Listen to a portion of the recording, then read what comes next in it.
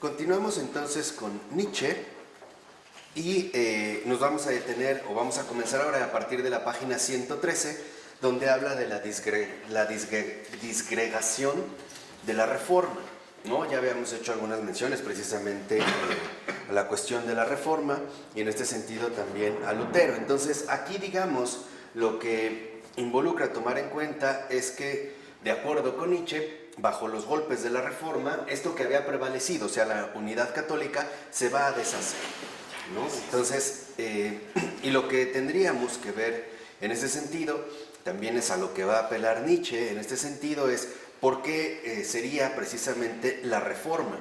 Entonces lo que va a decir es que la corrupción de la Iglesia, por ejemplo, no se debe señalar directamente en el origen de la reforma, puesto que fue en Alemania, diría Nietzsche, donde la Iglesia estaba de hecho menos corrompida, y no obstante fue el lugar en el que triunfó la reforma, ¿no? Entonces aquí lo primero que tenemos que ver es que para Nietzsche queda claro que nunca un pueblo fue tan cristiano o tan relativamente cristiano como los alemanes en la época de Lutero. Entonces va a decir Nietzsche que es una gran mentira en la historia admitir que la corrupción de la Iglesia ha sido la causa de la reforma.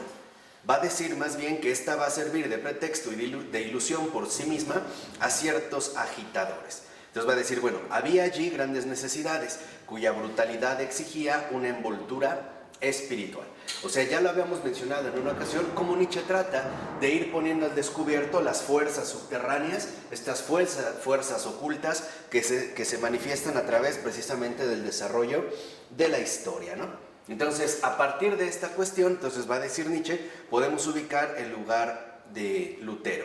Un individuo inconsciente del alcance de sus actos, que suelta las riendas a fuerzas poderosas y ocultas, que lo van a arrasar a todo bajo su desenfreno y acabar con este formidable campo de ruinas donde todavía se alza más de una cosa elevada, en esta ciudad de decadencia que es la Iglesia y cuyo hundimiento marca todavía a Europa. Entonces, aquí pareciera que Nietzsche también, de cierta forma, no reconoce en Lutero, o más bien no reconoce que Lutero haya sido consciente de las consecuencias que esto traería consigo, ¿no? De cierta manera no sería más que una especie de víctima, ¿no? Del contexto que le toca vivir, y que esto trajo consigo finalmente, ¿no? El declive de la Iglesia. Entonces va a decir, por ejemplo, que la reforma nace de que fuerzas durante largo tiempo comprimidas van a poder surgir y dar curso libre, ocultándose bajo el manto de las más altas intenciones espirituales.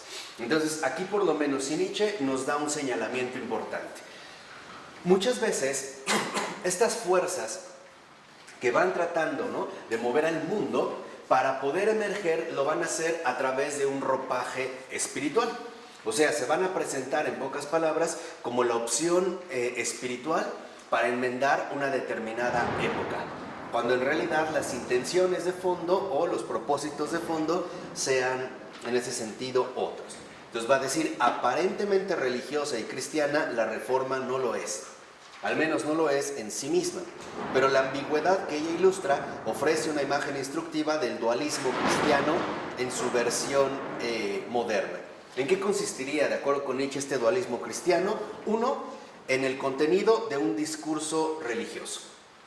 O sea, de una parte, promover un discurso religioso, pero en realidad dirigirse a una práctica que busca finalmente someter poderes todavía no revelados.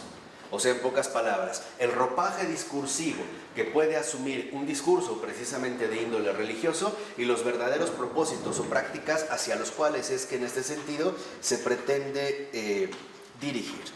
Entonces, es significativo que al hablar de Lutero en este sentido, ¿no?, Nietzsche no aborda precisamente sus tesis teológicas, sino que ante todo destaca el efecto político y social de su influencia. Y aquí Nietzsche también me parece que tiene un acierto. ¿En qué sentido?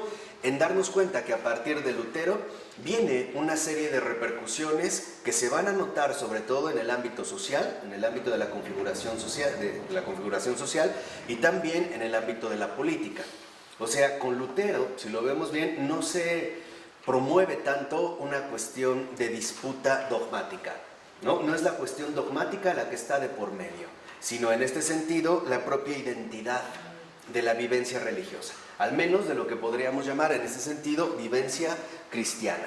Entonces, lo que va a decir Nietzsche de Lutero es que, a pesar de que Lutero sea el hombre inconsciente, ¿no?, de lo que está produciendo, también posee la aptitud que tienen estas fuerzas desencadenadas para interpretar a su gusto las verdades abstractas. Entonces, en este sentido, por ejemplo, se va a abrir la postura de Lutero a la desintegración católica y política de la Edad Media. Primera, al proclamar la libertad del Evangelio. Entonces, Lutero va a proclamar en ese sentido la libertad del Evangelio. ¿Qué significa esto? Que Lutero, en este sentido, lo que va a promover es que va a permitir a que cada uno satisfaga sus propias necesidades.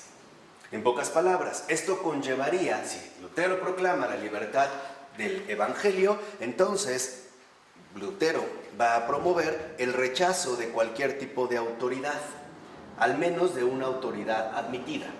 O sea, para Lutero, finalmente, la libertad del Evangelio involucraría en este sentido separarse o distanciarse de las autoridades dominantes. En este sentido, por ejemplo, podríamos decir sobre todo de la autoridad papal, ¿no? Entonces, le abre la vía al sujeto para que él desarrolle finalmente su propia interpretación.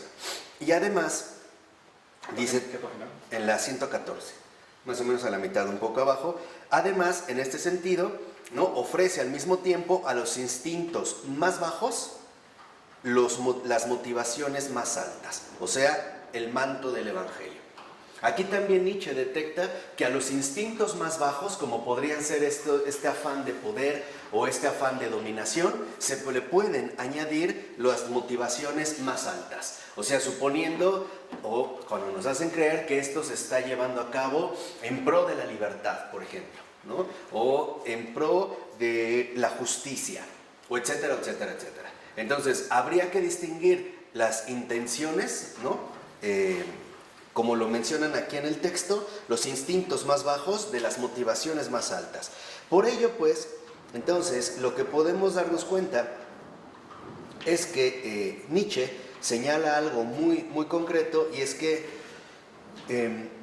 al proclamar simultáneamente que cada uno es su propio sacerdote, derrumba el principio fundamental de la sociedad sacerdotal y política y canoniza el primado del individuo. O sea, finalmente con Lutero el primado ahora va a recaer sobre el propio sujeto.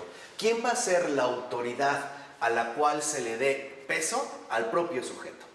Ya no necesitamos, vamos a decirlo así, guías, sino que ahora es el propio individuo el que se va a enfrentar al Evangelio. ¿Y cómo lo va a enfrentar? A través de sus propias posibilidades subjetivas de interpretación, ¿no? El Evangelio me habla a mí, y yo voy a mantener una especie de relación privada con el Evangelio, ¿no? El individuo en este sentido es colocado precisamente al centro.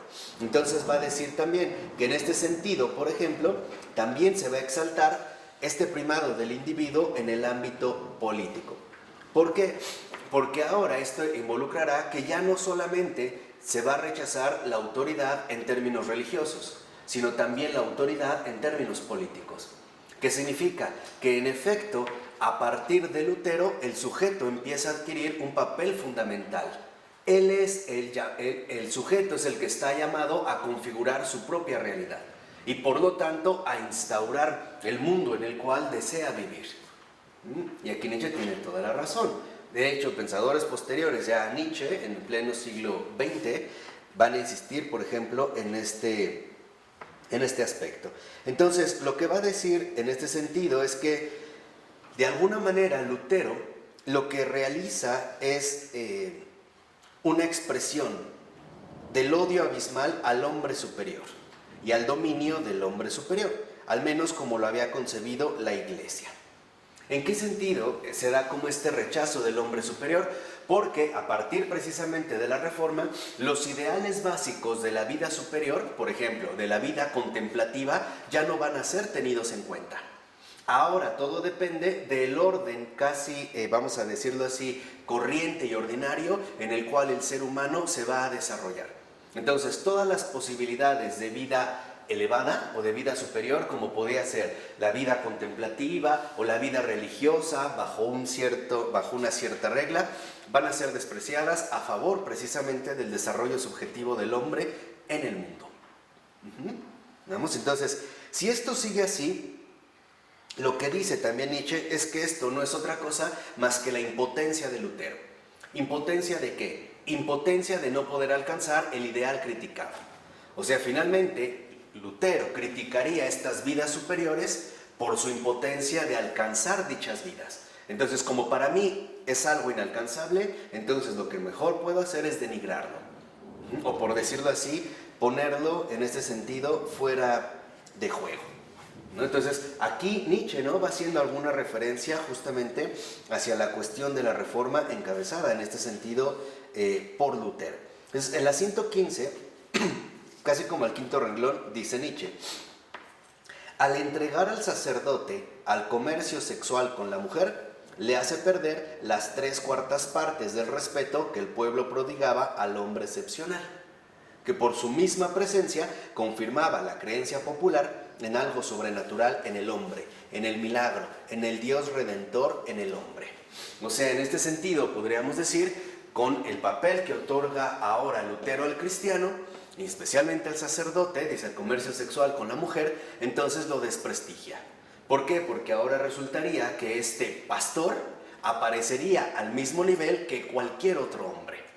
Ya no tendría, vamos a decirlo así, este prestigio que llevaba finalmente a identificar la presencia de Dios en esta persona, sino que aparecería finalmente como uno más.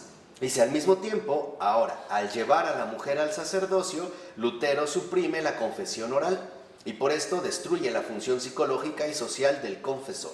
Ser un oído santo, un pozo de silencio, una tumba para los secretos. Entonces va a decir, bueno, pues ahora lo que antes se consideraba un aspecto crucial como la confesión, pues ahora no va a ser más que una especie de charla, ¿no?, de charla amigable entre, en este sentido, gente cercana. Entonces, lo que va a decir finalmente es que, curiosamente para Nietzsche, Lutero es inocente porque no sabía lo que hacía. Bueno, eso dice Nietzsche. Para Nietzsche, Lutero es inocente porque en realidad no sabía lo que hacía. Aunque después no deja de llamarle, por ejemplo, en este sentido, campesino, ¿no?, plebeyo. O sea que finalmente sigue como la línea no de lo más alto, sino que más bien tal vez Lutero se encaminó por lo más bajo. Fíjense, por ejemplo, dice Nietzsche, Lutero creyó en la Biblia porque no quería creer en el Papa. Entonces, en este sentido, ¿qué lo lleva a creer en la Biblia? Pues el hecho de no querer creer en el Papa. La puso entre las manos, la Biblia de todos, y enseñó el sacerdocio universal por odio precisamente a la clase sacerdotal. Y aquí también en este sentido, ante el juicio de Nietzsche, coincidiría como con el juicio de otro filósofo, Jacques Maritain, en un libro que se llama Tres Reformadores, donde en efecto se dedica a Lutero, y donde uno de los aspectos que destaca es que pareciera que la fuerza motriz de fondo que está presente en Lutero es justamente el odio. Pareciera que a partir del odio se configuran, ¿no?, o se ponen al descubierto muchos aspectos que van recubiertos por un manto de espiritualidad, sobre todo apelando precisamente a una reforma. Ahora, también hay que recordar algo, ellos no se llamaban reformadores. Ellos en un principio, Lutero y sus amigos, incluso los más cercanos posteriores, se les llamaba evangelistas. ¿Por qué se llamaban evangelistas? Porque únicamente se van a concentrar en el evangelio y el tipo de relación que ahora se va a establecer si tomamos únicamente en cuenta el evangelio. Esto lo separaría de los romanos, porque para los romanos la relación también involucra la sumisión al Papa, ¿no? Entonces por eso se van a llamar evangelistas. Estas serían, digamos, de la primera camada, ¿no? Entonces lo que va a decir es que finalmente Lutero lo que hace es poner en marcha fuerzas que en último término se presentaron bajo un rostro más aceptable. O sea, finalmente bajo un rostro que pareciera invitarnos a una profunda recuperación de cosas auténticas y genuinas, ¿no? Entonces, la Reforma dice lo que existe, o sea, la independencia efectiva de numerosos dominios en relación con la unidad religiosa impuesta por la Iglesia. Entonces, aquí es lo que vemos un aspecto central. A esta unidad religiosa, que es justo la que va a mantener la Iglesia, Lutero opone una especie de independencia religiosa. No va a haber mediadores de ningún tipo. Por lo tanto, no hay sacramentos, no hay sacerdotes, no hay mediadores. Entre Dios y el alma cristiana se va a dar una relación inmediata. ¿Cómo? A través precisamente de la lectura, en ese sentido, del Evangelio. ¿El Evangelio sí lo conserva tal como es? No. ¿En qué sentido? Incluso Lutero es el primero que va a traducir del latín al alemán la Biblia, pero dándole acentos muy personalizados. O sea, ya no siendo fiel, vamos a decirlo así, al espíritu de la letra, sino al mensaje que Lutero en este sentido pretende transmitir. Es el que va a hacer justamente esta traducción del latín al alemán, o podríamos decir a una primera lengua moderna, ¿no?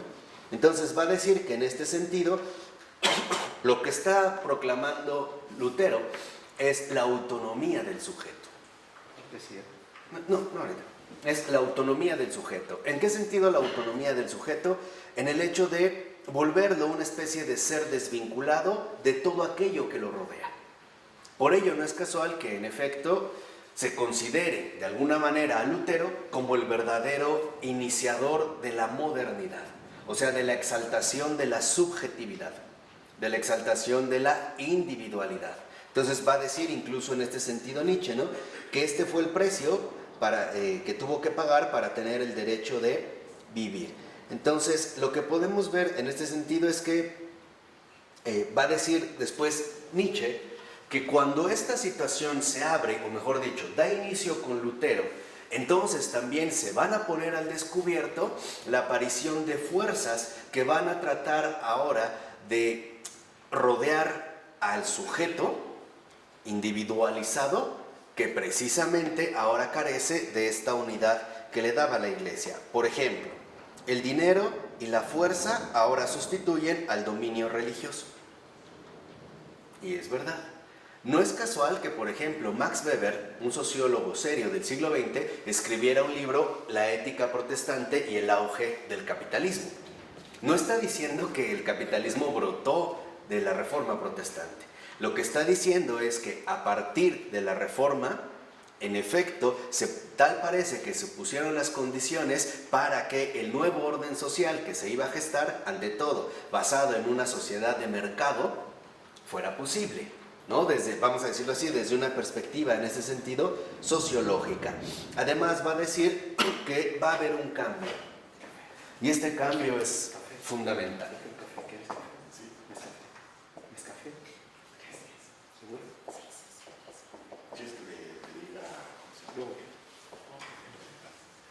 Aquí es donde aparecería, vamos a decirlo así,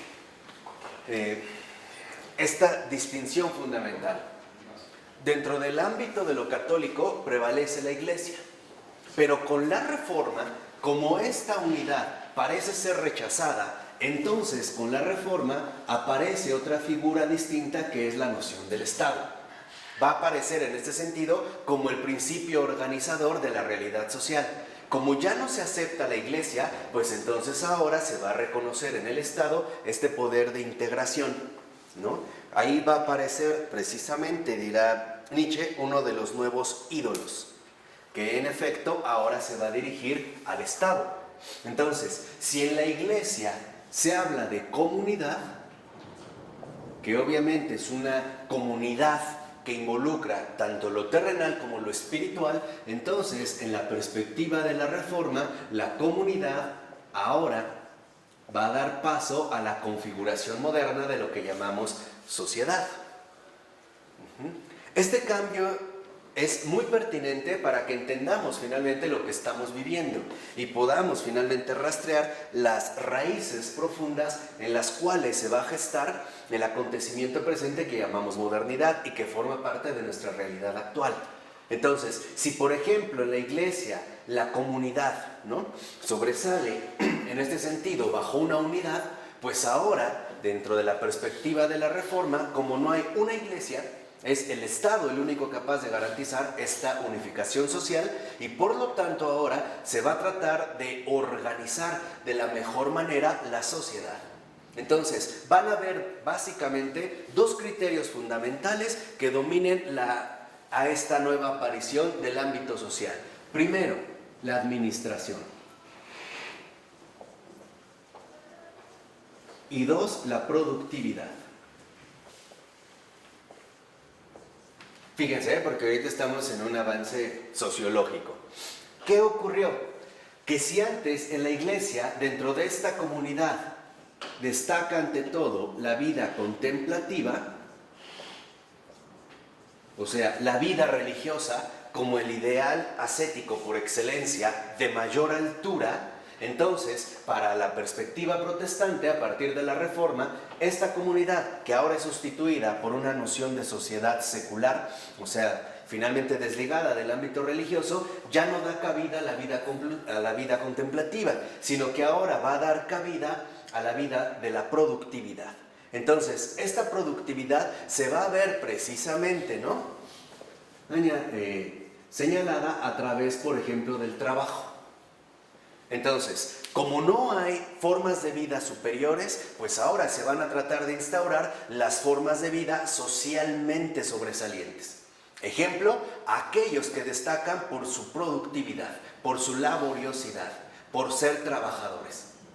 Entonces, pasamos de la contemplación a la laboriosidad. Se deja la oración y se pone entonces en marcha el trabajo. Pero este trabajo va a traer consigo un determinado ingreso económico, lo cual en la administración, entonces, ahora finalmente aparece de manera clara el ingreso. O sea, lo que nosotros llamaríamos en este sentido salario. De hecho, esto es lo que trajo consigo precisamente el destacar, como diría Charles Taylor en uno de sus libros, lo que llamaríamos vida corriente. ¿Dónde se va a reconocer la grandeza ahora de una persona? Bueno, en el tipo de papel que destaque dentro de esta sociedad. Y hoy en día sigue prevaleciendo. Por ejemplo, si una persona actualmente dijera que va a ser religioso o religiosa, de antemano para nosotros eso implicaría un desprestigio. Lo veríamos como un desperdicio. En cambio, si por ejemplo otra persona nos dice que acaba de ser nombrado director general de marketing de Coca-Cola, lo vemos como algo sobresaliente, ¿no? Entonces, ¿qué significa? Que para la reforma lo fundamental ahora va a estar dado en el Estado y por lo tanto en la consecuente configuración de esta sociedad, ¿no?, caracterizada por dos aspectos: la administración, o sea, el salario, que es igual a dinero, y el trabajo como productividad, que es igual a reconocimiento.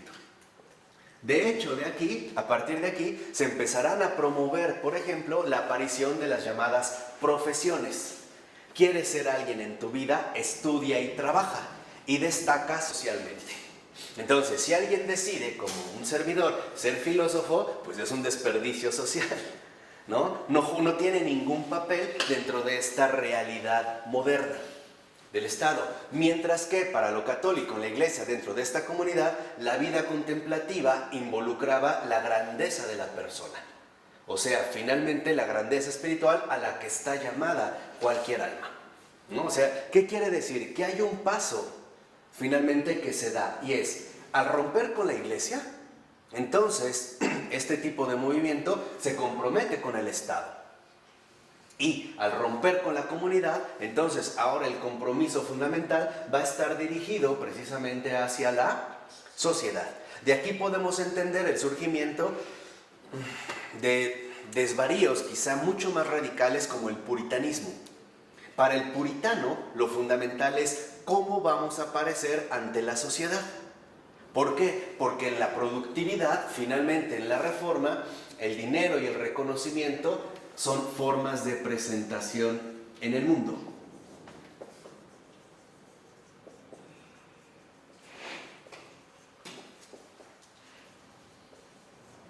Entonces, para el puritano es fundamental que el padre sea reconocido, primera, por ser un trabajador honrado, o sea, por dedicarse a una actividad laboral. Segunda, y me faltó ahí, la familia.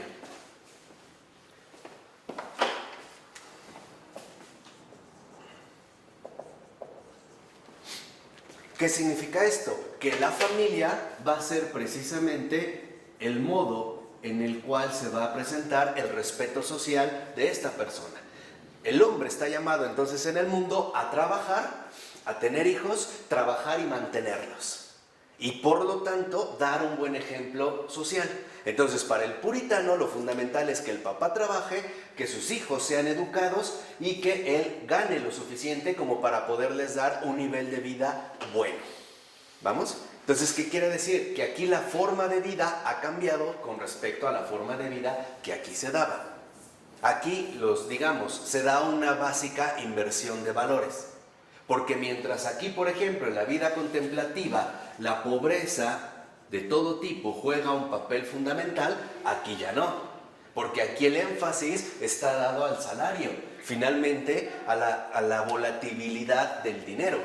En pocas palabras, a la sociedad de mercado. ¿Vamos?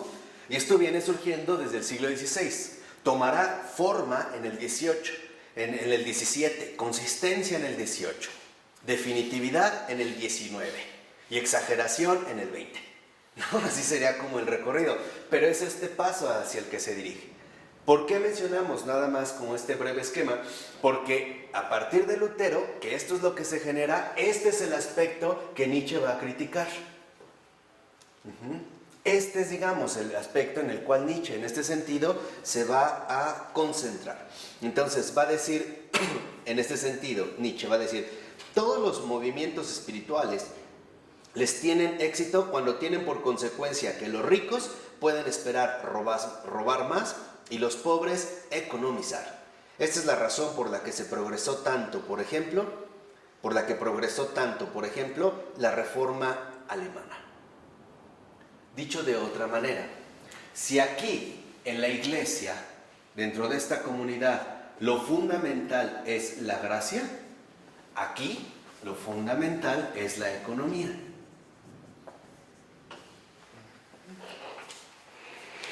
Yo les recomiendo un texto de Max Weber que se llama Sociedad y Economía, o Economía y Sociedad. Van a ser como unas 2000 páginas, pero valen la pena. Pero vale la pena, así de verlo, sino como por articulitos, irlo viendo. Hay un cambio fundamental. ¿Por qué? Porque la economía aquí se va a entender como una administración de bienes.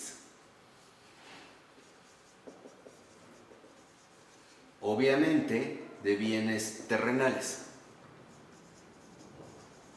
En cambio aquí, la gracia se entiende como una administración del bien.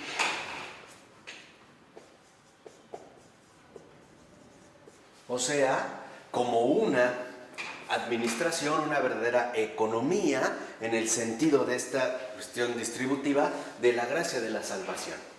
Entonces, aquí hay un cambio. Aquí se da una administración del bien, pero aquí se da una administración de bienes terrenales. ¿Qué trajo consigo? Que dentro de esta perspectiva el bien ya no es contemplado. Ahora la gente ya no busca el bien. Ahora lo único que va a buscar son bienes.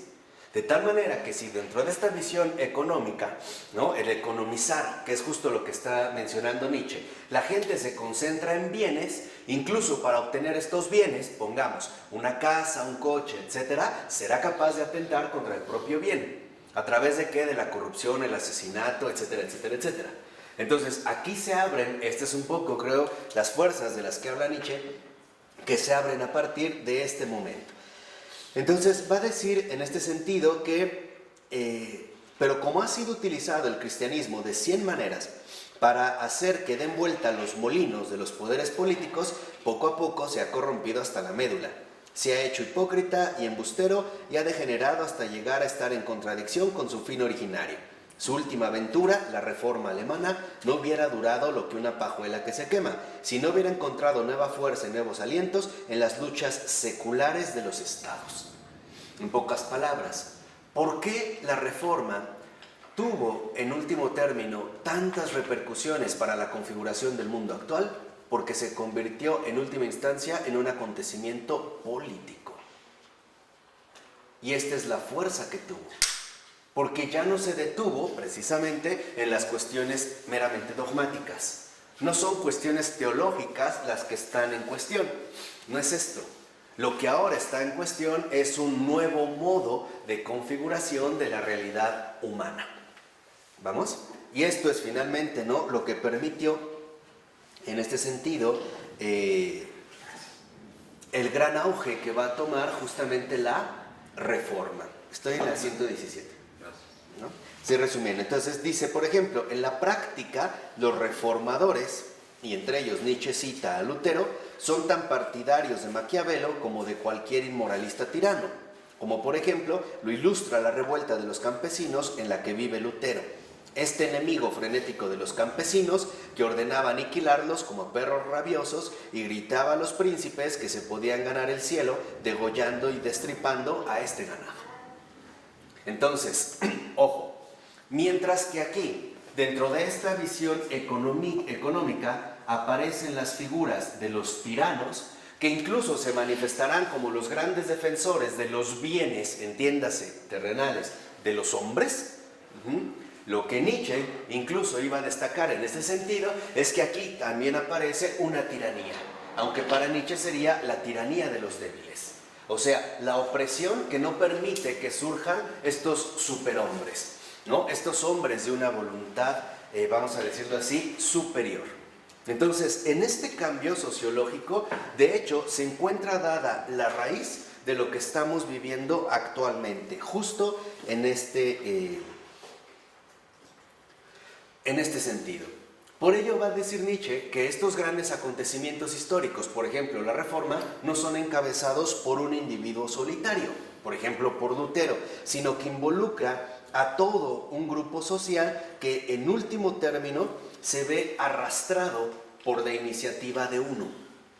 En pocas palabras, no es, vamos a decirlo así, Lutero el que inicia la Reforma, es Lutero el que le da la voz. Porque estos movimientos ya estaban en plena gestación. Entonces, ¿qué es lo único que en este sentido se requería? Alguien que tomara el estandarte.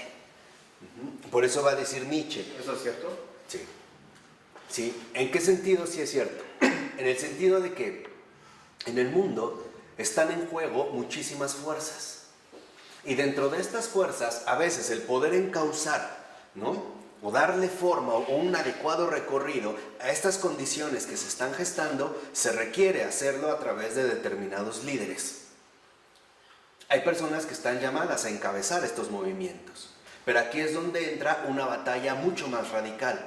¿Por qué? Porque finalmente el mal espíritu lo que busca son líderes, porque sabe que estos líderes están llamados a encauzar a una verdadera multitud.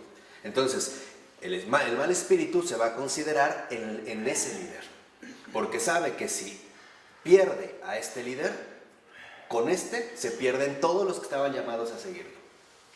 O sea, si lo hace en este sentido, incurrir en el error. O sea, no es algo que inicie de manera aislada Lutero. Lo mismo podríamos decir de Hitler. Hitler no es el único, vamos a decirlo así, que da inicio al nazismo. Las condiciones sociohistóricas, culturales, políticas, económicas apuntaban finalmente para la gestación de un movimiento tan extraño como este. Lo que pasa es que Hitler es el que toma las riendas, ¿no?, el que le presta la voz. Es como el portavoz de esta situación que en este sentido se estaría gestando, ¿no?, que tiene que ver un poco con la configuración moderna. Por eso va a decir Nietzsche que un individuo único o el pensamiento de uno solo puede influir de una manera tanto más universal e incondicionada cuanto más uniforme y baja es la masa sobre la que actúa. O sea, finalmente, cuando Nietzsche reconoce que este tipo de pensamiento tiene más efecto cuando es el vulgo, en ese sentido incluso peyorativo, hacia el cual es que se dirige, ¿no?, hacia el cual se va a dirigir en ese sentido este discurso. Entonces, Va a insistir, por ejemplo, Nietzsche en lo siguiente. Va a decir, donde se ejerce dominio es que hay masas. Y donde hay masas hay necesidad de esclavitud. Entonces, dice Nietzsche, ok, la reforma, que en este caso no tiene como protagonista a Lutero, es de esta manera porque hay masas, ¿no?, que se prestan, por así decirlo, a representar este papel. Y en este sentido, va a decir Nietzsche también, se da porque hay necesidad finalmente de esclavitud. Entonces, lo que va a decir en ese sentido Nietzsche es que la diversificación social interna resiste a la corrosión de la agitación individual, que no puede más que degradarse y acabar en una pululación de sectas, tal y como ocurrió en la Grecia más tardía. Entonces, si se da, por ejemplo, esta visión económica o esta aparición del mundo bajo los criterios de la economía, entonces la disgregación de los individuos se va a dar precisamente a través de la confirmación de una multiplicidad de sectas, que de hecho es lo que ha ocurrido con el protestantismo. El protestantismo no empieza literalmente como un movimiento unificado. Tan es así que la primera división al interior de esta propuesta se da con Calvino. Ya, de ahí hay una división interna. Y después otra vez interna, ¿no? Se va como fragmentando. Entonces, lo que va a decir en este sentido Nietzsche, que la reforma no ha sido consciente de la desintegración de que fue a la vez causa y efecto, pero la ha expresado en su lenguaje con la oposición de la fe y las obras. Aquí ahora nos dirigimos a un aspecto distinto. Este es algo así como el panorama sociológico general, ¿no?, de lo que, hacia lo que parece dirigirse Nietzsche, precisamente para que entendamos las críticas. Entonces, ahora nos vamos a concentrar en la cuestión de la fe y las obras, o sea, la interpretación que da Nietzsche de esta disgregación de la reforma. Entonces, lo primero que dice es que, en efecto, ¿no?, la reforma no ha sido plenamente consciente de la disgregación que provocó, pero que se ha expresado muy bien en el lenguaje con el cual va a expresar la oposición, por ejemplo, de la fe y de las obras. Entonces, en un primer punto, ¿no?, hacia el final, estamos de la 119, unos 6 renglones antes de que acabe el libro, dice: la fe, como finalidad del obrar, sucumbe ante las críticas dirigidas a los fines morales que creen ser los motores de la acción. O sea, finalmente con la fe se ignoran esos aspectos fundamentales que tienen que ver con el motor de la acción, los motivos que nos pueden llevar a obrar. Entonces, si todo, vamos a decirlo así, depende de la fe, al mismo tiempo se ignoraría la complejidad psicológica del obrar. O sea, en pocas palabras, si todo lo reducimos a la fe sin obras, o a la separación entre fe y obras, porque para Lutero lo único fundamental es la fe, perderíamos de vista estos dos aspectos centrales. Primera, la complejidad en el obrar humano. Y si quieren ver una descripción profunda y muy seria de la complejidad del obrar humano, yo les recomiendo el texto de Maurice Blondel titulado La acción. Filósofo católico francés de finales del XIX y el primer cuarto del siglo XX, extraordinario. Ahí él analiza a fondo la complejidad del obrar humano. Esa es por una parte. Y por otra parte también el hecho de que se perderían de vista al mismo tiempo la complejidad psicológica en el obrar.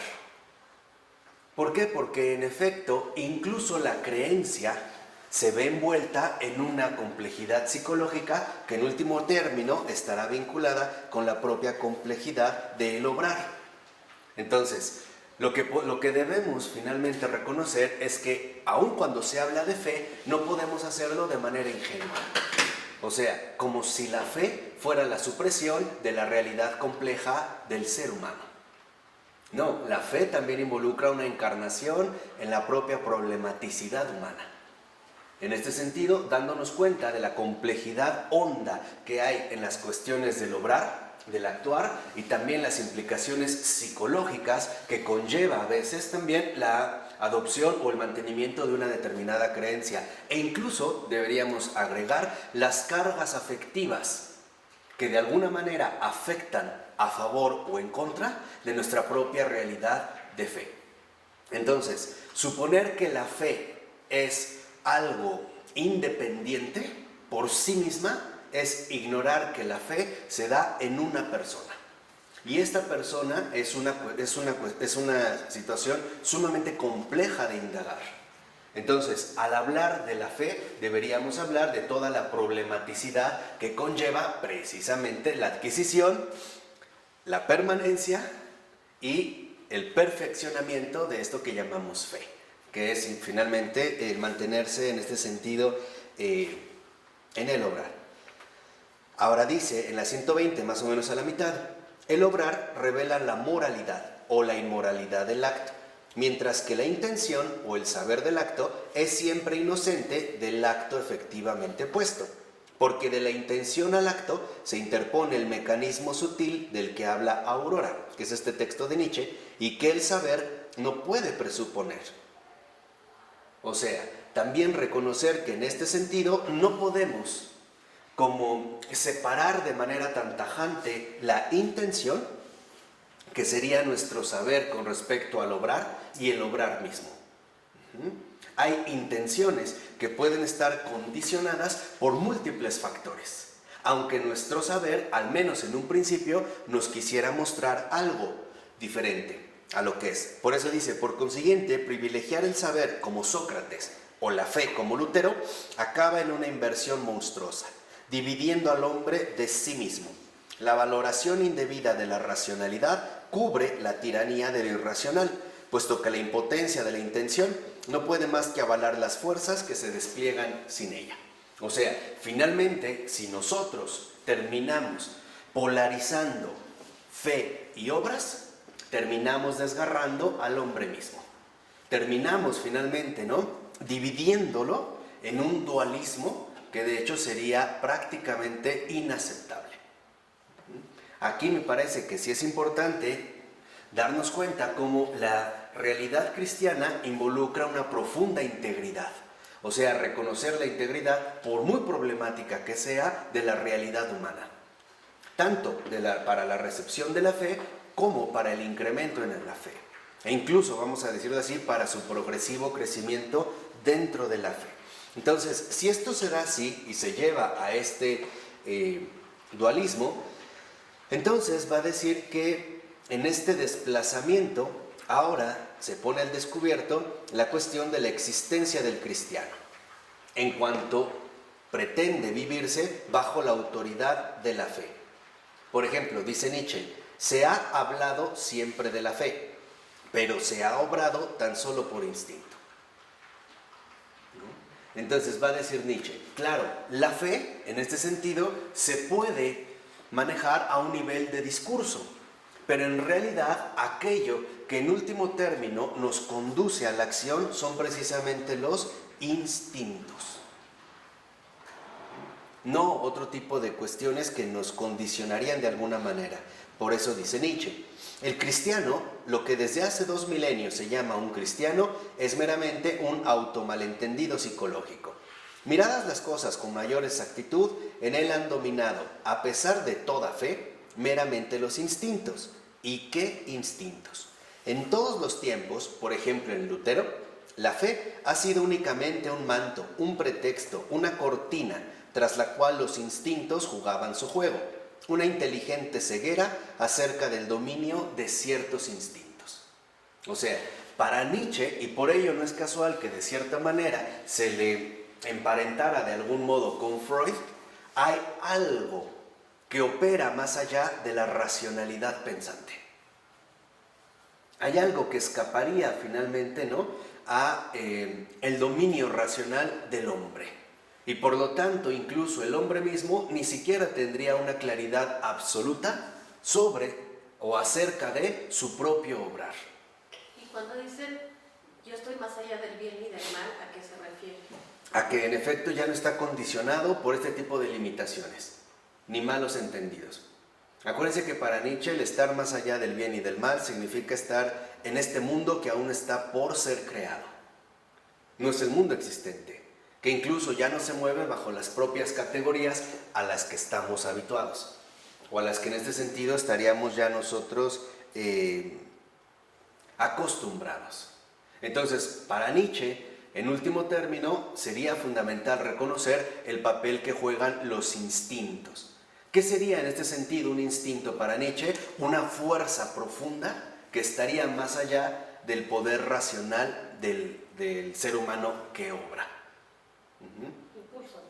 Como un impulso, exacto, aunque él aquí precisamente le va a llamar instintos. Entonces, lo que dice finalmente Nietzsche es que si solo se coloca o se pone el acento en un solo aspecto de la vida cristiana, considerado como esencial, en este caso como la fe, entonces, en último término, tal parece que, como dice Nietzsche, se introduce un dualismo en el que la acción incorpora a la civilización occidental. Entonces, algo que aquí sí me parece que es muy, muy importante tener en cuenta es no suponer que las realidades en las cuales estamos inmersos son simples. En efecto, estamos en una realidad sumamente compleja, e incluso como seres humanos. Entonces, sí es fundamental indagar en aquellos aspectos que a veces tenderíamos a simplificar demasiado, ¿no? Tenderíamos como a desencarnar las exigencias de lo real. Entonces, esto sí vale la pena mencionarlo. El cristianismo, y esto nos sirve para irnos aclarando, ¿no?, a nosotros mismos, el cristianismo sí asume las exigencias de lo real.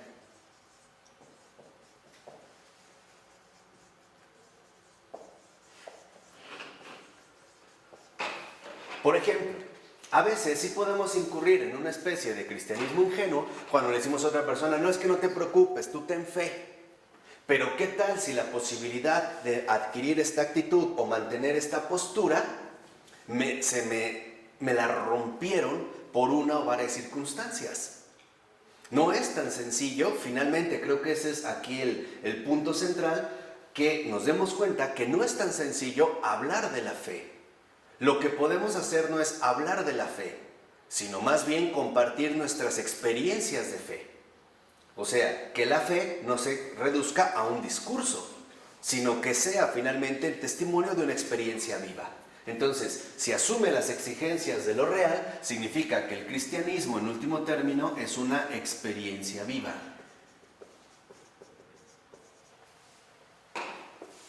Es un acontecimiento vital y no meramente un discurso. Ser y hacer al mismo tiempo. Claro, y que en realidad lo que nosotros decimos está basado en lo que nosotros ya hemos vivido. Esto es lo que le da realmente contundencia al cristianismo. Porque si el cristianismo se reduce a un mero discurso, pues literalmente no deja de ser eso, un simple discurso. Sonamos con Florencia. Claro.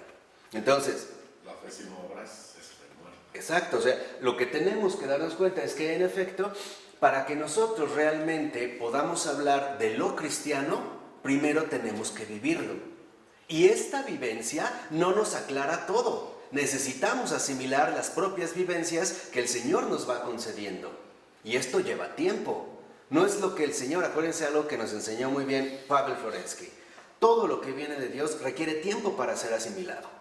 No es algo que se entiende de inmediato. Por ejemplo, nosotros podemos decir que en realidad recibimos la gracia, pero no nos hemos puesto a pensar bien en qué consiste esta recepción, o cómo se conserva, o cómo es que se mantiene, por ejemplo. Lo damos como por un hecho. Entonces, sí es fundamental que esta experiencia viva no se encapsule en un mero discurso, en un mero juego de palabras que suena bien, que está muy adornado, pero que en último término no nos transmite absolutamente nada. Por eso dice Nietzsche en la 122, al iniciar el último renglón, dice: el cristianismo, y no solamente la Iglesia Católica, continúa presentándose como si lo exigiera todo, pero se queda muy contento, muy reconocido con obtener simplemente algo. En este arte de contentarse con poco, incluso el mejor cristiano es considerado ahora, según criterios cristianos, peor que un pagano. No quiere vivir para su fe, ni morir con su fe. Se contenta con darle una limosna a los dos.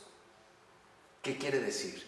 Que entonces aquí lo que dice Nietzsche es que en realidad tal pareciera que, por ejemplo, la fe aparece en este sentido como un mero adorno superficial, como un sombrero que yo puedo usar en determinadas ocasiones. Y por lo tanto no sería una realidad enteramente encarnada, o sea, algo que en realidad satisfaga las exigencias de lo real. O sea, el hecho de no asumir finalmente aquello de lo que hablamos como si se tratara de un disfraz que nos colocamos en ciertas ocasiones o que podemos usar finalmente, ¿no? Bajo ciertos y determinados propósitos. ¿Por qué? Porque esta experiencia viva que asume las exigencias de lo real debemos de entender que es también sumamente problemática y también sumamente dramática. Involucra las rupturas, al menos con todo aquello a lo cual nosotros estamos ya profundamente habituados. Y en este sentido también conlleva a un verdadero exilio. Al menos el salir, ¿no?, de nuestro territorio ya conocido para arriesgarse en ámbitos, en último término, desconocidos. Entonces la fe que profesamos es una fe ligera. Exactamente. En último término diría, bueno, no queremos vivir para la fe ni con su fe. O sea, únicamente, como dice Nietzsche, ¿no?, nos contentamos con darle una limosna a las dos. O sea, yo no vivo para la fe, yo tengo fe, a veces, en ciertas circunstancias, ¿no? Ni tampoco quiero morir con mi fe. Yo puedo incluso deshacerme de mi fe para seguir conservándome a mí mismo. Por eso somos paganos. Claro, va a decir peor que los paganos. Tiene razón. Claro, y tiene toda la razón. ¿Por qué? Porque al menos se supone que nosotros sí estaríamos llamados a tomarnos muy en serio aquello que estamos viviendo. De tal manera que cuando nosotros hacemos una profesión de fe, no estamos haciendo una declaración de la fe. Estamos profesando aquello en lo cual se basa nuestra vida entera. Y de tal manera que si esto cambia, entonces toda mi vida se viene abajo. Perdería su sentido y su significación. Porque él entendió bien entonces que esta fe verdadera te lleva al calvario, al martirio. Claro. Lo entendió perfectamente bien. Por supuesto. En este sentido, por eso hoy en día vemos como, por ejemplo, ¿no?, dentro de estas situaciones confusas que se están generando, la mayoría de los mártires que ahorita están en Irak, de nuestros hermanos cristianos, es porque no han querido renegar de Cristo. Ahora, ¿por qué? Porque para ellos la fe no es un añadido. La fe es la sustancia misma de su vida. Es el esqueleto de su existencia. De tal manera que si les quitaran este esqueleto, todo se viene, ¿qué?, abajo. Ahí es cuando entendemos precisamente que el cristianismo apunta al sentido último de la vida. O sea, esta experiencia viva está finalmente vinculada con el sentido último de la vida. Y esto es en lo que insiste, de otra manera muy particular, Charles Taylor en Las Fuentes del Yo y en sus obras. Justamente lo que estamos llamados a evaluar, a articular, es darnos cuenta dónde estamos ubicados con respecto al sentido último de la vida. De tal forma que ante este sentido último de la vida, que está dada en lo que llamamos fe, en el cristianismo, entonces todo se va a reducir a una disyuntiva, sí o no. O sea, un sí que lo asume todo, o un no que lo rechaza, ¿qué? Todo, pero no a medias. Es o sí o no. Entonces, vemos que este sentido último de la vida es justamente lo que nosotros llamamos fe. Y por lo tanto, si la fe está vinculada con el sentido último de la vida, es más, constituye lo sustancial de nuestras vidas, entonces nuestras obras no están desligadas de esta misma fe. Serían como las dos caras de una misma moneda. Entonces, él dice que por eso pasó la reforma, porque no hay autenticidad. Claro, porque se viene como a romper, a suponer que el hombre puede estar dividido. O sea, profesando algo que en realidad no vive. O al revés, creyendo que vive algo que en realidad no vive. Por eso es que en este sentido, yo les decía, también Nietzsche es en este sentido, muy lúcido a darnos cuenta de que el cristianismo exige integridad.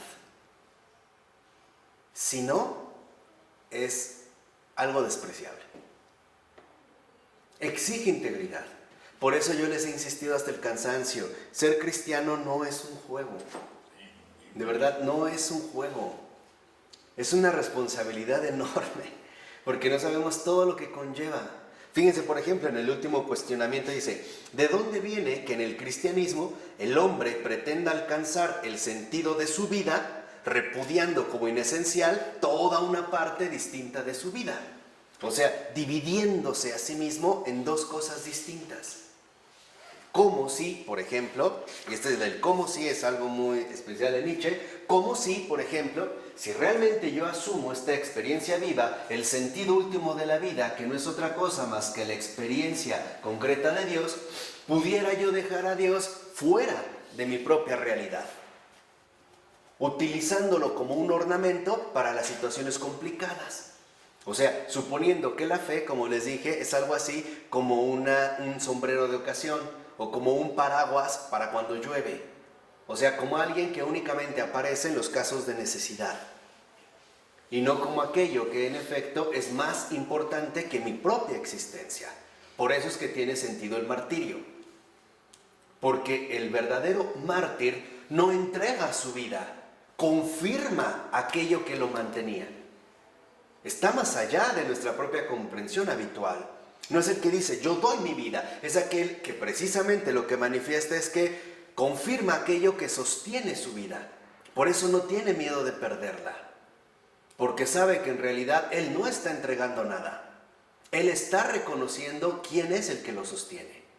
Su garantía. Esa es su roca. El Señor es mi roca, el Señor es mi alivio. Y aquí es cuando también debemos de entender cuál es el fundamento más primordial, por ejemplo, del auténtico martirio. Ya lo habíamos dicho una vez, el mártir no es un héroe. El mártir no da nada, el mártir recibe todo. Tan es así que incluso él ya no mide lo que da, ya no calcula el valor de su vida. Lo único que le interesa al mártir es que a través de este gesto tan sencillo, que es la aceptación de Dios en su vida, se culmine esta presencia que involucraría también la asunción, incluso dolorosa, de las exigencias más profundas de la realidad. Y en este sentido, Dios aparece como una verdadera experiencia viva. Por eso, lo que está ocurriendo con los cristianos en Irak es, reniega de Cristo. No, te mato, mátame. Irak y Siria. En Irak y en Siria. Y la razón es muy simple, porque para ellos su fe no es un juego. No es un mero adorno ocasional bajo ciertas situaciones. Simplemente su fe no es algo, su fe es alguien. Y por lo tanto, entonces, tienen esta solidez tan necesaria para darnos incluso testimonio a nosotros que no estamos atravesando una situación tan difícil como la de ellos en estos momentos. Y ahí tal parece que se nos vuelve a recordar que aquello que llamamos fe en último término, pues no es un juego. No podemos mantenernos en una especie de dualismo, como si la fe constituyera una cosa completamente distinta a lo que decimos en este sentido vivir. Por ello va a decir en este sentido que la Reforma posibilitó el desencadenamiento de unas fuerzas que ella no creó, y sin embargo, aunque no tenga responsabilidad directamente creadora, por ella el mundo moderno va a recibir su aspecto todavía actual. Y aquí en efecto me parece que hay un aspecto central. El aspecto del mundo actual contemporáneo viene de la Reforma. A partir de ahí es que se ha configurado. Básicamente, ¿no? Como lo habíamos mencionado en este paso de la Iglesia al Estado, de la comunidad a la sociedad, ¿no? De la gracia a la economía, etcétera, etcétera, etcétera. De ahí es donde aparece precisamente este aspecto. ¿Por qué? Porque para Nietzsche queda claro que justo uno de los aspectos que definen o uno de los elementos que definen este aspecto de nuestra realidad moderna es el imperio del individuo. Y aquí es donde en efecto podemos detectar cómo lo que en realidad se opone al cristianismo de fondo, no solamente en términos externos, sino de fondo es precisamente el individualismo.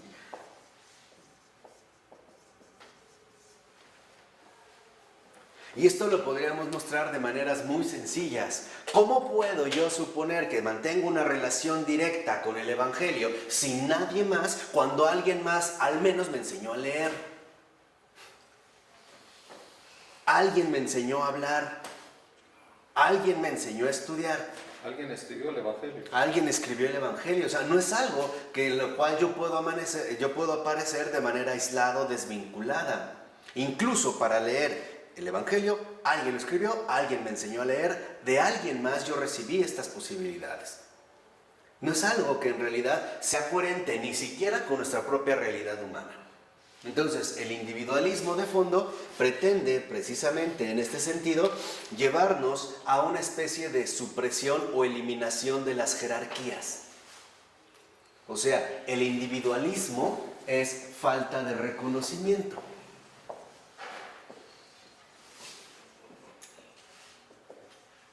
Como las personas que dicen, esto ha sido por mí, me he esforzado mucho, me ha costado mucho, lo he hecho yo, ha sido por mí. Pero en realidad ni siquiera ha sido por él. Lo que una vez les decía, ¿cuánta gente hay involucrada detrás de un envase de refresco o de agua? Pero es mucho más que una falta de reconocimiento. Es una falta de agradecimiento a Dios. Sí, claro. O sea, y eso ya en el fondo, digamos, todavía más radical, ¿no? Finalmente caímos en una especie de autoengaño, ¿no? El engaño de la desvinculación. El suponer que somos gente desvinculada una de otra y por lo tanto autónoma. Como si cada uno de nosotros llevara una vida independiente de todos los demás.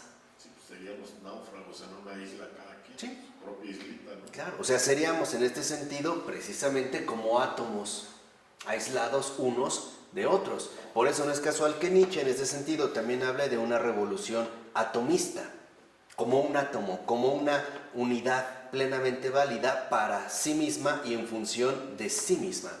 Entonces, esta falta de reconocimiento que proviene del individualismo no es otra más que la ceguera del sí mismo. No se ve más que a sí mismo. Y esto obviamente tiene una profunda relación con la Reforma, porque lo dijimos, en la Reforma el acento ahora cae en el sujeto, porque es el sujeto el que va a tener fe. Entonces, si recae en el sujeto, entonces a partir de la Reforma el individualismo empieza a tomar cada vez mayor y mayor auge, o sea, la ceguera del sí mismo, o lo que en términos modernos también se conoce como autonomía.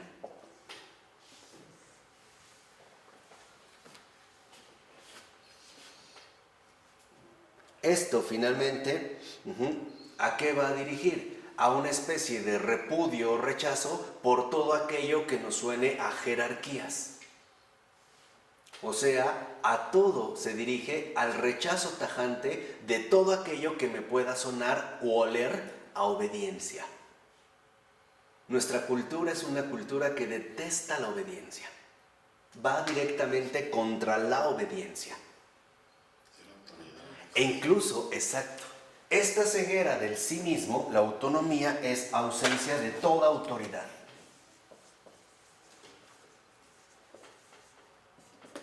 Ausencia de toda autoridad. Pero sin vínculos, estás... Simplemente dependes de ti, ¿no? Estás atomizado.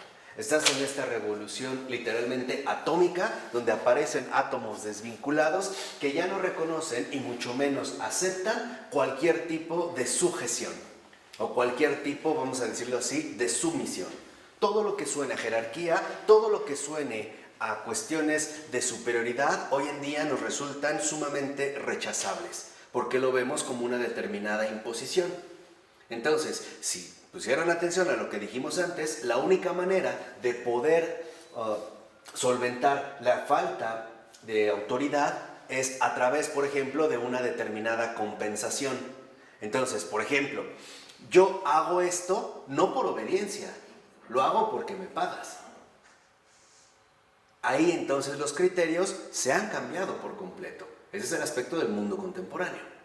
¿Qué quiere decir? Que de fondo, y esto es algo que Nietzsche no ve, pero nosotros sí, es que la fuerza primordial que está empujando la reforma es la desobediencia.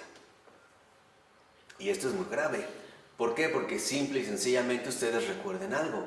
El primer pecado de Eva y después de Adán es por desobediencia. No es soberbia, no es orgullo, es desobediencia. Entonces, aquí es donde se empieza, digamos, a gestar el actual aspecto de nuestro mundo contemporáneo. No entendí Nietzsche, ¿qué dice de todo esto, el individualismo? ¿Cómo llegamos a esto con Nietzsche? ¿No? Sí, o sea que en efecto Nietzsche lo que va a denunciar es esta revolución atomista. Va a decir Nietzsche, lo que pasa es que a partir de este cambio con la reforma se empieza a promover el culto del individuo, ¿no? O sea, se empieza a asumir al individuo como un ente aislado, que en efecto lo lleva a la ceguera del sí mismo, a no reconocer algo más y por lo tanto a quedar encapsulado en su propia autonomía, que en último término conllevaría a la ausencia de toda autoridad, que es justamente lo que en este sentido Nietzsche está criticando. O sea, lo que Nietzsche en este sentido está criticando es el aspecto del mundo moderno. Le interesa una es para dar como una especie de diagnóstico de la realidad en la cual vivimos. Y otra, porque para Nietzsche esto es resultado del cristianismo. Y en parte tiene razón. Aunque no es necesariamente el cristianismo al que hemos sido convocados. Ha sido una deriva, ¿no? Que en efecto podría venir del cristianismo. Yo cada vez estoy más convencido de que ahí tiene que ver lo que dijo Juan. Salieron de entre nosotros, pero no eran de los nuestros. Pero algo por ahí está involucrado. ¿Y por qué le interesa finalmente destacar esto? Porque Nietzsche también ahora finalmente nos va a proponer la instauración de un nuevo mundo. O sea, el poder superar aquello que de alguna manera salió mal. Y es donde finalmente Nietzsche pondría el acento en el aspecto del peso histórico, ¿no? Entonces va a decir desde este punto de vista que ahora por ello la reunión en la 125, la reunión por ejemplo en la iglesia ya no tiene sentido. ¿Por qué? Porque cada individuo puede instaurarse a sí mismo como una autoridad máxima. O sea, nadie finalmente necesita de nadie. Ahora, todo lo que se busca en este mundo moderno es la exaltación del individuo.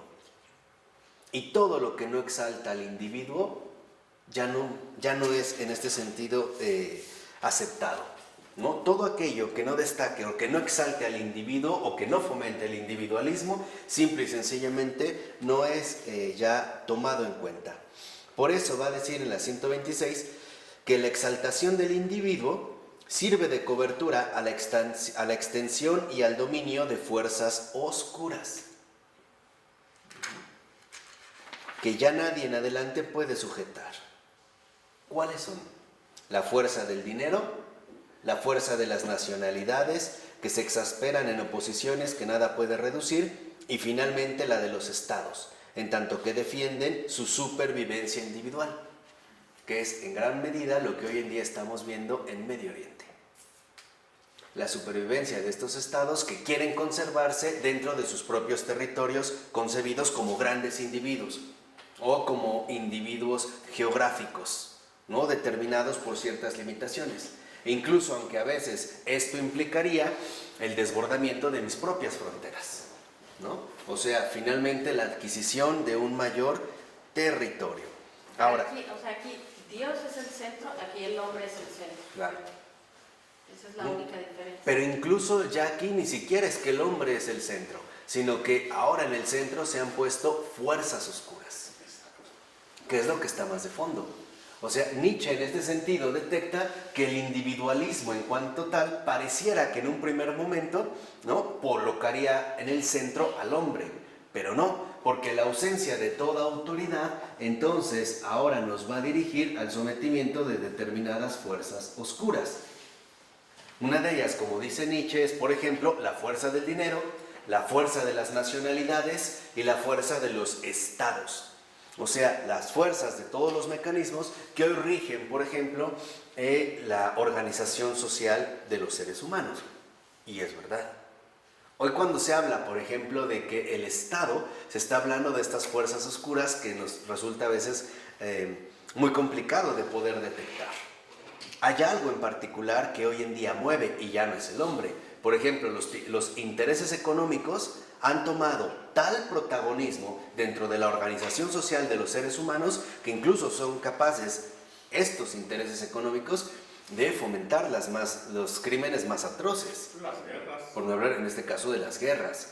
Y ya no es ni siquiera el hombre el que está al centro, sino estas fuerzas oscuras, nacionalismos, dinero, intereses económicos, etcétera, etcétera, etcétera, ¿no?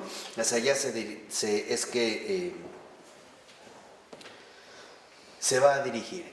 Por ello va a decir que en realidad, bueno, en el caso de Lutero, y aquí Nietzsche vuelve a dar en el clavo, no solo es que se hayan fomentado el aspecto que adquirirá el mundo moderno, ¿no? Sino que ante todo lo más significativo de la acción de Lutero radica en la desconfianza que despertó contra los santos y de toda la vida contemplativa cristiana. ¿Por qué? Y aquí es donde entra el punto, en la 126, al iniciar el otro apartado, contemplación y activismo moderno, dice, ¿por qué? Porque en realidad lo que vemos es que ahora, para Lutero, existe una separación tajante. Mientras la experiencia viva de Dios, que es el sentido último de la vida, no es más que santidad. Esa es la experiencia viva de Dios, la santidad. Ahora, dentro del individualismo y dentro de estas fuerzas oscuras, ahora se va a sustituir la santidad por la actividad.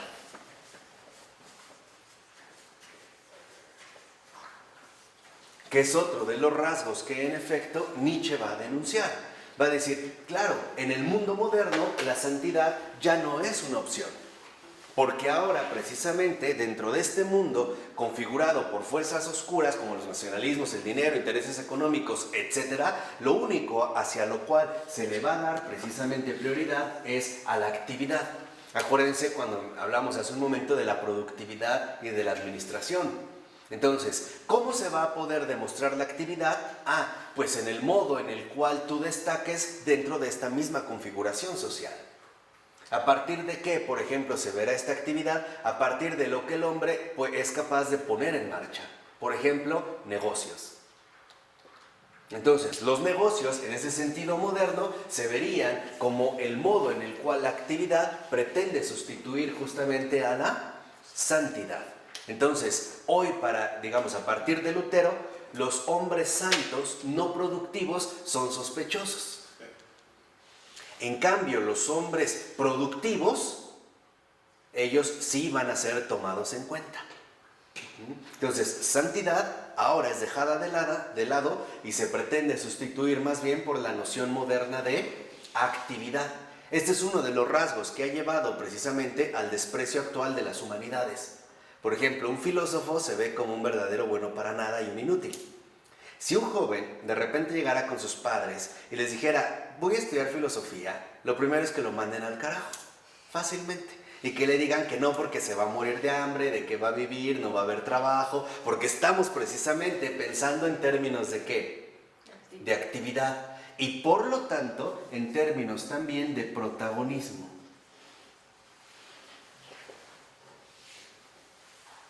Imagínense ahorita un muchacho que le dijera a sus papás que él va a ser poeta. Todavía a los poetas les va peor que a los filósofos. Peor todavía. O sea, esto simple y sencillamente para nosotros resultaría algo ya inconcebible. Entonces va a decir, por ejemplo, a continuación, la actividad que el monje Lutero no pudo volcar sobre su alma y su cuerpo, encuentran ahora un campo de eficacia más amplio. La actividad secular del laico, a cuyo menosprecio Lutero pone fin. En pocas palabras, justo porque Lutero fue incapaz de alcanzar estas alturas de la vida religiosa, ahora va a considerar que el hombre laico secular, el hombre en el mundo, es el modelo hacia el cual debemos nosotros tender. Entonces, lo que va a decir es, en realidad, no necesitamos ningún tipo de distinción religiosa para destacar como cristianos. Lo podemos hacer muy bien en el mundo. Por eso cuando hablo con los protestantes dicen que todos son santos. Claro, para que no haya distinción. Ah, pues sí es cierto. Porque si uno destaca por su santidad, ya hay una manifestación de autoridad. Y entonces a mí nadie me va a someter. Pero ¿en qué momento se fue del cristianismo a enemigo del cristianismo? ¿Nietzsche?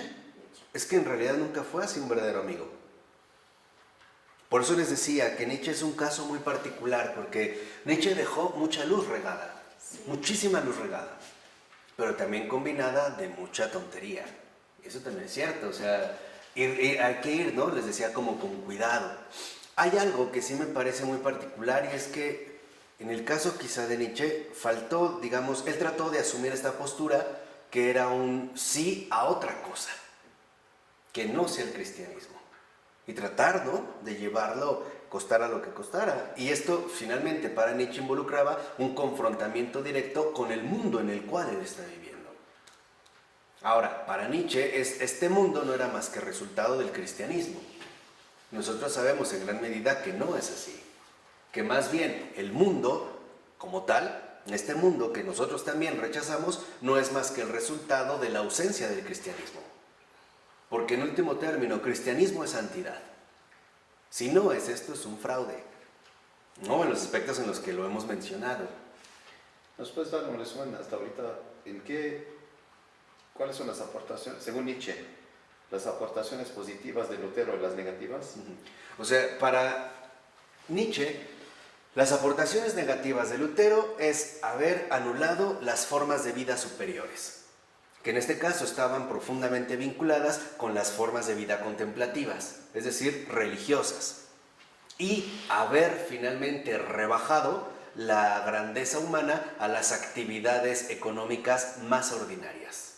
O sea, hacer del hombre ordinario la norma superior del hombre superior, ¿no? O sea, haber pasado de lo religioso a lo secular o a lo laical.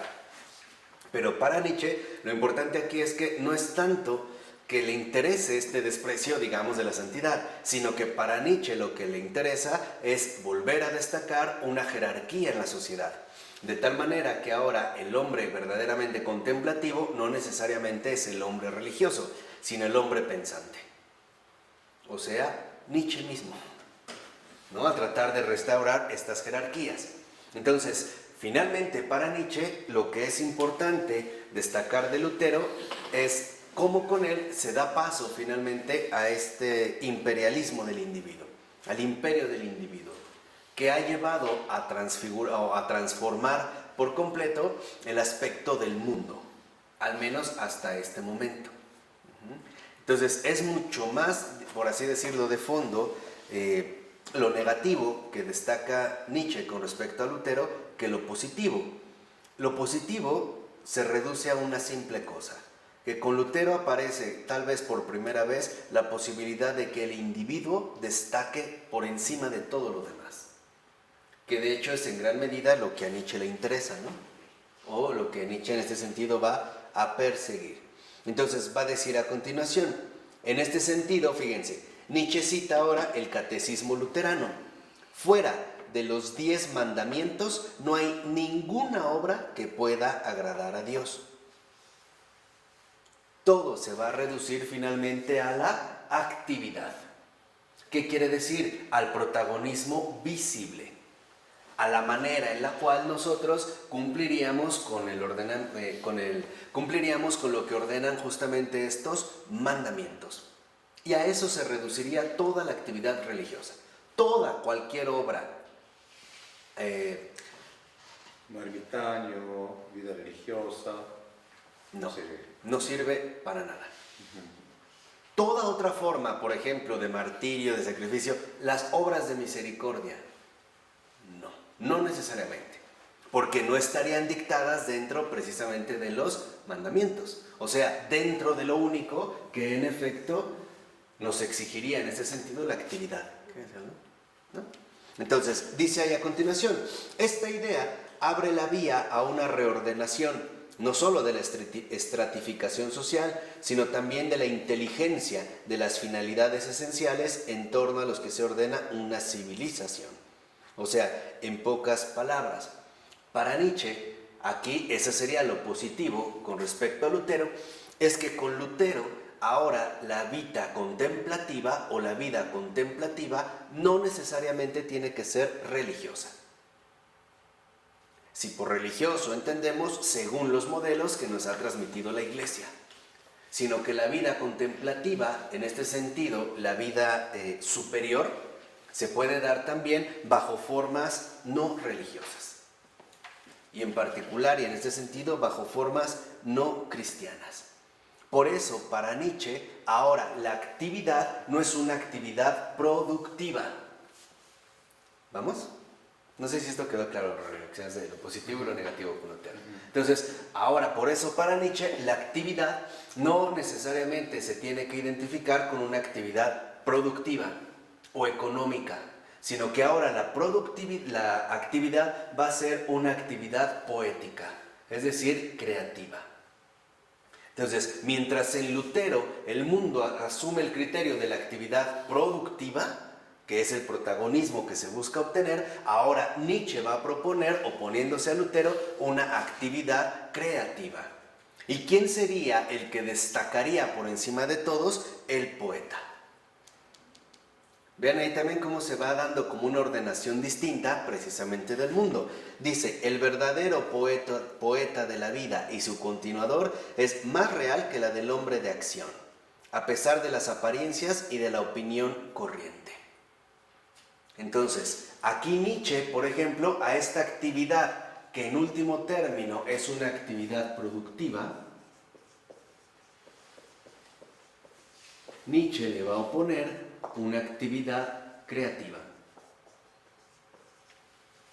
que no estaría finalmente dominado por las fuerzas oscuras que están presentes en el mundo moderno.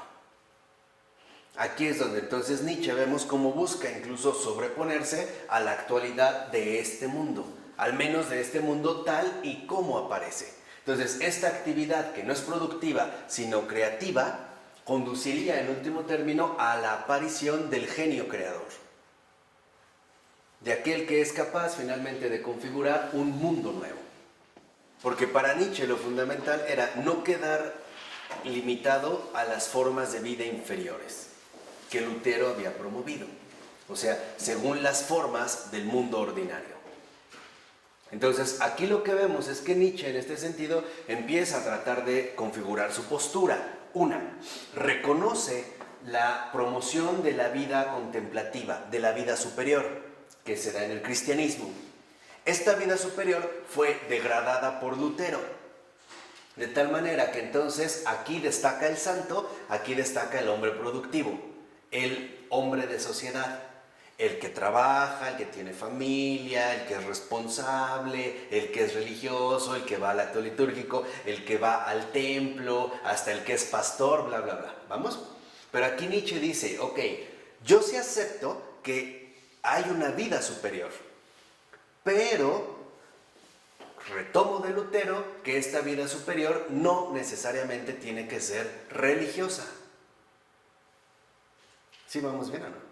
Entonces, si no tiene que ser religiosa, entonces ¿de qué tipo va a ser? Pues esta vida creativa no va a estar más que dada a través de la figura del poeta. O sea, ahora el artista es el gran creador del mundo aún por venir. Ya no está sujeto a las estructuras que dominan el mundo moderno, sino que estaría más allá de estas estructuras dominantes. Entonces, si está más allá de estas estructuras dominantes, ahora precisamente lo que vemos es, dice Nietzsche, nosotros los que percibimos pensando, Somos quienes efectiva y continuamente hacemos algo que todavía no existe. El mundo entero, siempre creciente de apreciaciones, colores, acentos, perspectivas, jerarquizaciones, afirmaciones y negaciones. O sea, finalmente, para Nietzsche, esto que se llama actividad, es decir, productividad, no hace absolutamente nada. No engrandece al mundo. ¿Por qué? Porque sigue formando parte de sus mismas estructuras. En cambio, para Nietzsche, la vida creativa sí es un auténtico hacer, o sea, una verdadera invención. Por ello, no es casual que Nietzsche también intentara ingresar justamente en el mundo profundo de los poetas. Y esta fue una intuición que se empieza a generar ya desde el siglo XIX y que incluso, por ejemplo, alguien como Heidegger en pleno siglo XX también sintiera una especial predilección por el mundo del arte. En este caso en particular, más que nada, por el mundo del lenguaje, la casa del lenguaje que estaría dada precisamente a través de la figura del poeta. Entonces, el poeta, el artista, es aquel que no está sujeto a los condicionamientos productivos o económicos del mundo moderno, pero tampoco está condicionado a los lineamientos religiosos que impondría en este caso el cristianismo. No sería la figura del poeta, si ustedes lo ven en el Zaratustra, es como un cantor, es como un poeta, no estaría ni siquiera dentro del ámbito religioso, pero tampoco dentro del ámbito económico. Estaría en un hacer primigenio cuyo resultado sería la invención de algo enteramente nuevo. Entonces, aquí digamos Nietzsche está como destacando el siguiente aspecto. La productividad no tiene que ver con el hacer. El hacer como tal únicamente es cosa, en este sentido, de los grandes artistas. Hay aquí una realidad distinta, ¿no? Ya no es, digamos, la realidad usual o que se ha venido estableciendo en el mundo contemporáneo. Por ello, finalmente, Nietzsche va a reconocer a la vez que Lutero fue un gran bienhechor. ¿Por qué? Porque finalmente logró distinguir la vida contemplativa y la vida religiosa cristiana. O sea, finalmente, de acuerdo con Nietzsche, Lutero logró distinguir la vida contemplativa, la forma de vida superior, de la vida religiosa cristiana. Entonces, si la santidad ya no es el objetivo, pues ahora el objetivo es la productividad. Por ejemplo, a partir de aquí empezábamos a hablar de un buen hombre. ¿Quién es un buen hombre? El que es responsable, trabaja, mantiene a sus hijos, tiene a su esposa, es religioso, hace sus oraciones, va los domingos al templo, bla, bla, bla, bla, bla, pero ya no tiene esta aura de santidad. Entonces, lo que está diciendo finalmente Nietzsche es que Lutero es un bienhechor en el sentido de que quitó de la vida superior el tinte religioso, particularmente cristiano. Pero el problema es que se quedó con las bajezas del mundo corriente. Y entonces Nietzsche va a decir, no, más bien deberíamos de recuperar la aristocracia del artista, ¿no? La jerarquía, finalmente el poeta es el inventor de los nuevos mundos. Y en este sentido, para Nietzsche, el problema es que Lutero desconoce, más bien, Lutero solo reconoce el activismo moderno. O sea, el modo de productividad que el mundo impone. Como a través de las ganancias, de la adquisición, por ejemplo, de estos grandes sueños modernos, como puede ser una casa con alberca, ¿no? Un auto deportivo de lujo, o incluso la ropa de marca, ¿no? Que buscaría en este sentido adquirir. Entonces, si esto sigue así, a lo que dice en este sentido es que esto nos coloca entonces en una barbarie. ¿Cuál es la barbarie que aquí va a denunciar Nietzsche? Es la barbarie de la vida cotidiana en el trabajo. O sea, la barbarie de la vida corriente. Creer que las grandes expectativas a las que el hombre ha sido llamado se reducen a tener un buen trabajo, un buen salario, una buena esposa y unos buenos hijos. Y ya. Esa sería la barbarie que se instaura con este modelo protestante. Oye, como si es en realidad fueran las más altas expectativas del hombre. Nos reduciría a lo más básico, o sea, a los bienes, bueno, como lo habíamos anotado hace un momento, a los bienes que supuestamente todos debemos adquirir. Entonces, amar menos a Dios. Claro. Y finalmente, amar menos a Dios, que significaría amar más lo más bajo, lo mínimo. O sea, ser el buen ciudadano. Ese es el punto que está discutiendo Nietzsche. O sea, lo que Nietzsche discute aquí es que, bueno, está bien que Lutero nos haya dicho, haya despertado la desconfianza sobre los santos. Pero el problema es que al fomentar la desconfianza sobre los santos, exalta al hombre común y corriente, al buen ciudadano. ¿Quién es considerado el buen ciudadano? El que es productivo, aporta algo a la sociedad a través de su trabajo y además obtiene un ingreso que le permite ser sostén de una familia. ¿Vamos? Entonces ya no se habla del santo, sino del buen ciudadano. Nietzsche dice, pues el buen ciudadano sigue siendo la bajeza a la que aspira, a la que más bien, o de la que debería desprenderse la humanidad. Deberíamos más bien de aspirar a cosas completamente distintas. Por ejemplo, al poder creativo que se puede dar a través de las manifestaciones artísticas. En este caso, al poeta como el creador de los nuevos mundos. En pocas palabras, Nietzsche toma una tercera opción. Aquí está el santo. Aquí está el buen ciudadano. Aquí está el artista. ¿Vale? Vamos, de ahí tiene que ver un poco con este culto romántico a la genialidad excepcional. O sea, el culto al genio, que viene de Alemania, por ejemplo, con Schiller y con Goethe. ¿No? El genio es aquel que está más allá del mundo ordinario. Es el que pone al descubierto mundos hasta entonces insospechados. De tal manera que en este culto a la genialidad, el que verdaderamente destaca no es el hombre productivo, como quiere la Reforma Protestante, sino el hombre artista, que por lo mismo que no es productivo, no es valorado. ¿Sí? ¿Por qué no hablo de la tecnología? Lo voy a hacer un poco adelante, porque todavía no la toma tanto en cuenta. ¿Pero que no existía tanto? No tanto. Ya estaba, pero todavía no la veía bien por ahí Nietzsche. Adelante habla precisamente de la tecnología. Entonces dice, bueno, a ver, aquí está el santo. Lutero destronó al santo, pero nos puso al oficinista. O sea, en lugar del santo, ahora el que ocupa el puesto alto es el burócrata. Y dice Nietzsche, pues no, ni uno ni otro, es el artista. No es el poeta el que realmente destaca dentro de esta manera. Por ello, lo que va a decir en este sentido también Nietzsche es que se trata de que nosotros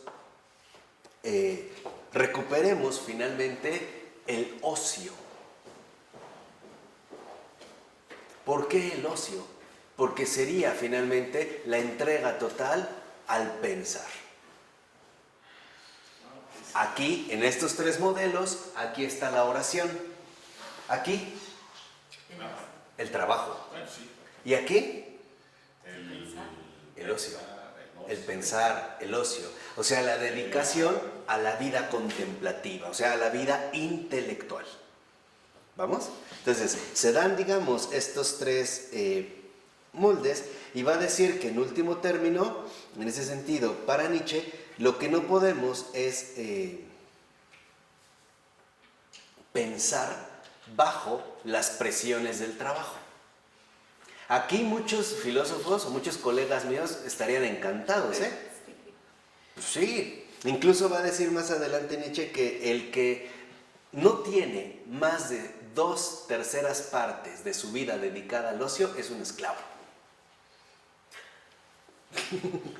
O sea, el que no tiene esta disponibilidad, vida sigue siendo en último término un esclavo. Entonces va a decir en este sentido, bueno, lo que debemos de darnos cuenta es la recuperación del pensar. Dice Nietzsche, se piensa con el reloj en la mano, como se come al mediodía con la mirada puesta en la información bursátil. O sea, hay un desprecio del intelecto, ¿no? Hay un desprecio de la elevación intelectual, que es justamente lo que Nietzsche está fomentando.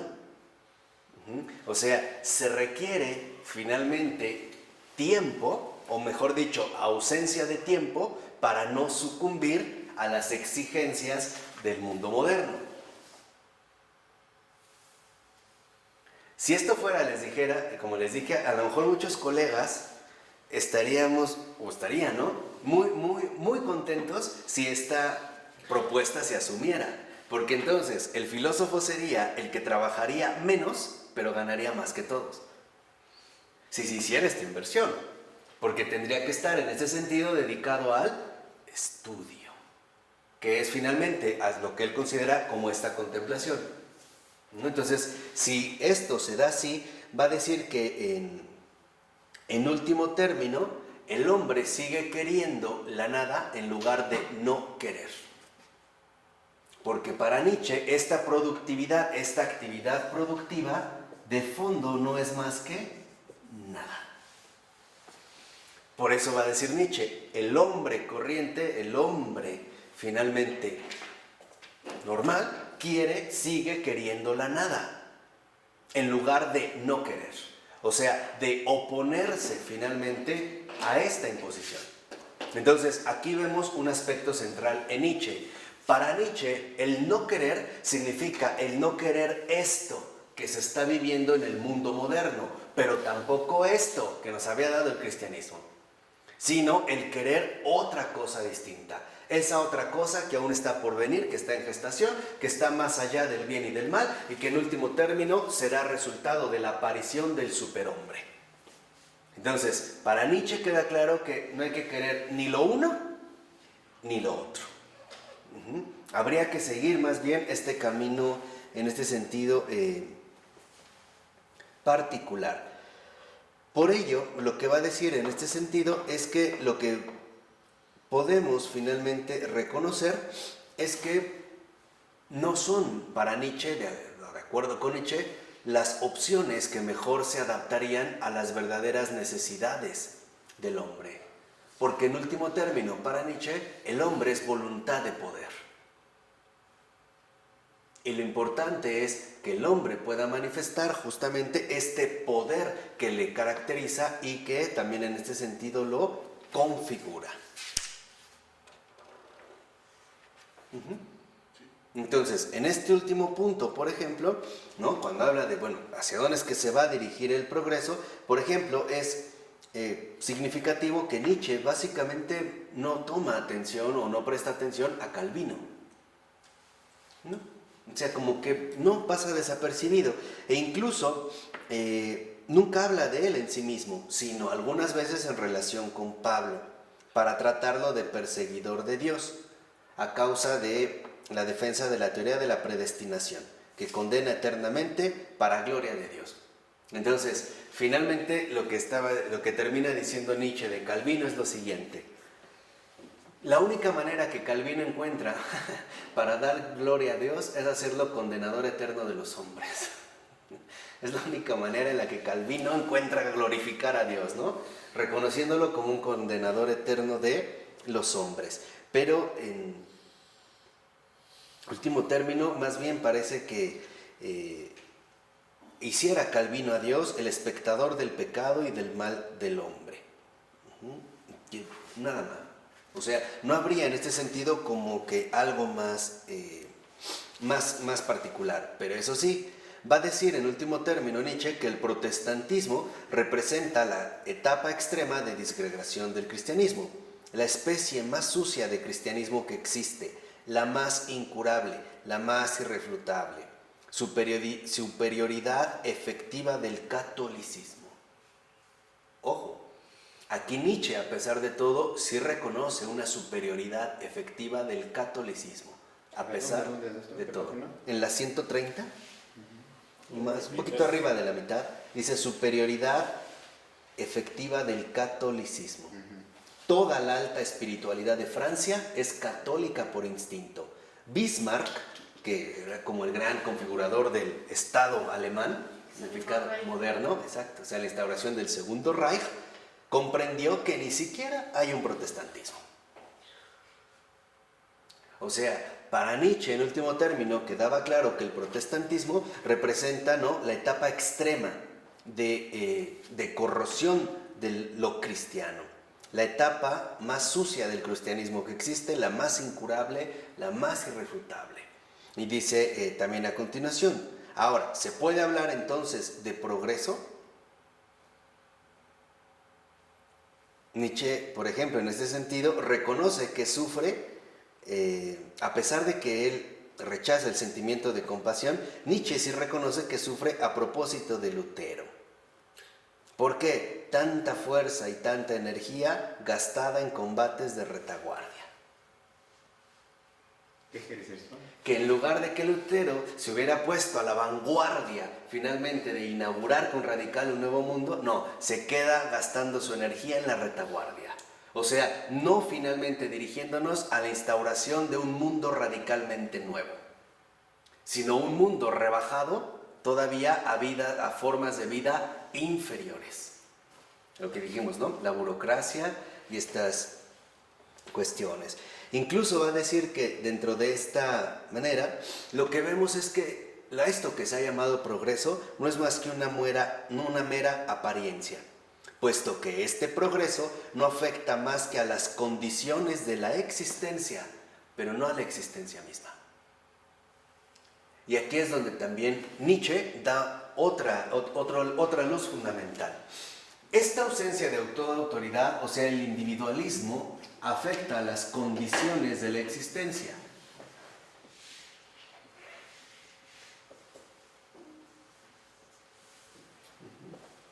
Pero, de esta manera, al afectar a las condiciones de la existencia, tal como se quiso proponer en la Reforma, no se trata realmente de un auténtico progreso.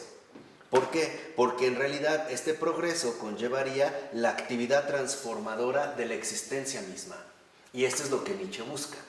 Lo que Nietzsche busca no solo es plantear la posibilidad de cambiar o transformar las condiciones de la existencia, sino más bien cambiar la existencia misma. Esa es la invención primordial. La invención primordial, de acuerdo con Nietzsche, en esta actitud creativa, sería la aparición del hombre nuevo, el superhombre, que no depende de las condiciones de la existencia. Por eso Nietzsche va a decir que es imposible suponer que la instauración de un determinado régimen político cambie la existencia de los hombres. Lo que importa no son los cambios políticos, sino la existencia misma del hombre. O sea, lo que hay que cambiar es la existencia, no las condiciones en las cuales se da esta existencia. Por ello es que después Nietzsche se va a dedicar a hacer algunos comentarios, al menos más o menos integrados, acerca de cuestiones políticas, que es lo que veríamos la siguiente ocasión, cuando empieza a hablar, por ejemplo, de la Revolución Francesa. ¿Qué papel jugó? Entonces, si esto se sigue así, entonces lo que va a definir en último término es que se busca una verdadera actividad transformadora y no una actividad productora. Para Nietzsche queda claro que producción y transformación no coinciden. ¿Por qué? Porque la mera producción únicamente iría dirigida a las condiciones de la existencia. Por ejemplo, bajo el estandarte del bienestar de la humanidad, favorecer las condiciones de existencia, mejores viviendas, mejores hospitales, etc. Pero esto, de acuerdo con Nietzsche, no implica necesariamente la transformación de la propia existencia, o sea, una verdadera actividad transformadora. Entonces, para Nietzsche queda claro que el hombre nuevo, el poeta, es justamente una actividad transformadora.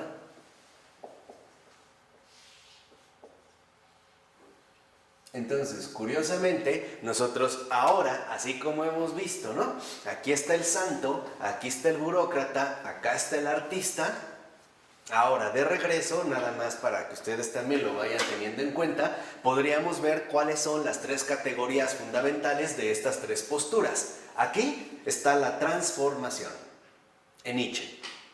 En Lutero está la producción, la actividad productiva. Y para nosotros está la transfiguración, o sea, la acción de la gracia. Aquí está la acción del trabajo. Y aquí la acción de la invención, de la voluntad de poder en tanto actividad transformadora de la existencia misma. Aquí se habla de transformación, aquí se habla de producción y aquí se habla de transfiguración, o sea, de santificación.